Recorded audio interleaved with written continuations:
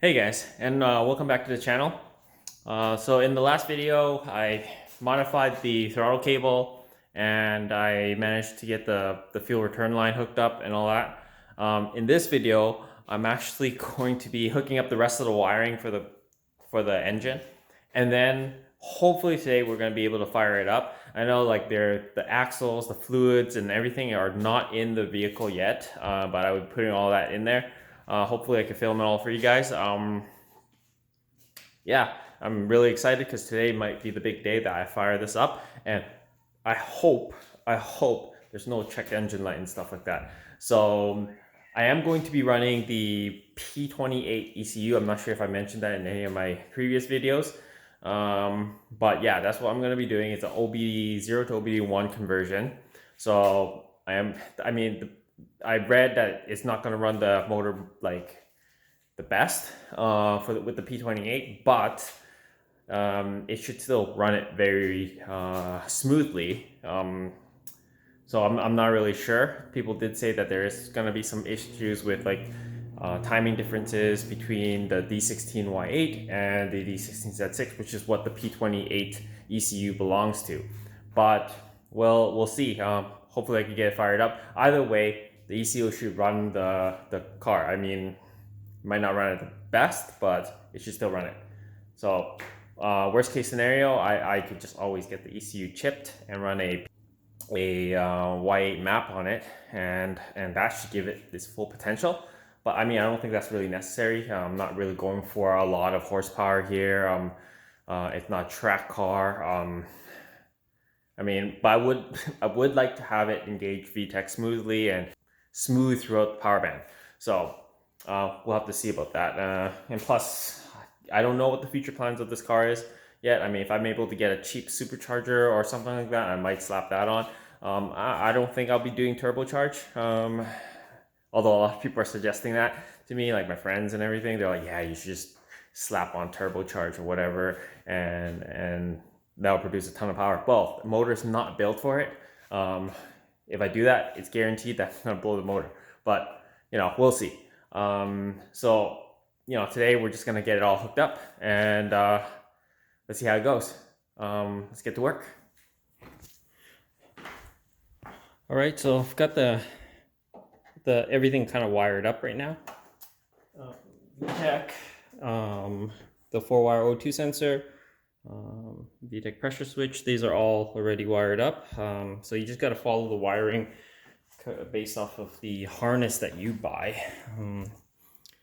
So on the Vtec pressure switch, there's going to be a black wire and another, kind of can't really see it, but the black wire is basically ground. So you ground that to any of the wires that come from your ECU harness. Obviously there's a 1 wire for Vtec here that you'll have to wire up to your harness. Here's the 4-wire O2 sensor that I've wired up. So I had a little bit of trouble with this. I had to kind of compare how to wire it and which wire is what. So basically the harness, this is one from a junkyard that I labeled. So it goes like this. So basically the first top wire, the white wire here, this I labeled the O2 signal. Next to it, which is that green wire, is the ground.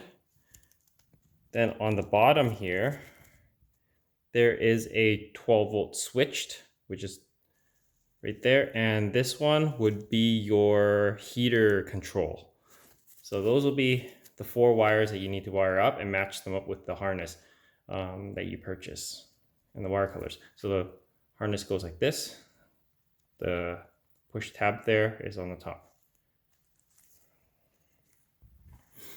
I managed to get the stock air box to fit with the Y8 intake pipe. So it is a little bit short, the Y8 intake pipe. So what I did was I got a clamped it down here, and I clamped it down here. Obviously, this is a flexible pipe, so after you clamp it down, it won't slip out. This here was the joint that kept slipping out after I've tried to put it together.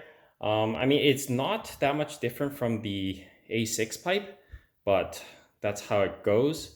And then now, like for the vacuum hoses, obviously here I reused the stock thing, the metal pipe. The reason why is because there is no like valve for it to go into your charcoal canister. So what I've done is basically this bottom line here is supposed to go into your throttle body. If you don't have a air valve on your throttle body, you would just kind of hook this directly up to your intake. So there's 3 holes here. Here's your IAT sensor. This goes to your valve cover. And then I've reused this coolant line one to hook up the charcoal canister part. And then obviously there's another intake outlet on the back of this manifold here. I've just teed it. I didn't want to buy another bracket or a longer hose, so I used what I had. I teed it, and then the bottom T bracket, I've just kind of plugged it where the plug was supposed to be for the map sensor. And then obviously you're going to have to plug this one as well. This one's going to be a useless one. It was supposed to be for the evap, but since you're using your A6 evap, you won't need this one. Plus this one, this OBD2 one is different. It's probably not going to work with our application. So that's it. I reused the bracket here for the clutch cable.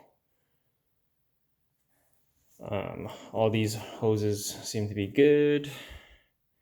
And then now I'm just going to hook up the battery. I still have to hook up the axles, the exhaust, and the shift linkage and stuff. But for now, it's mostly done. All the wiring's done. It's just going to be ready for fire up in a little bit. So let's get back to it, and I'll show you the finished result afterwards.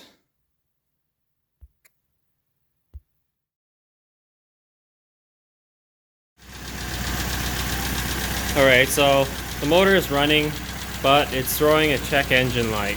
I've jumped the connector, the service connector, and it's throwing code 9. So not really sure how to fix that, but I've read about people having similar issues before. But yeah, it just idles really like shit right now. So when it drops, it just sounds horrible. Like you can hear it, right?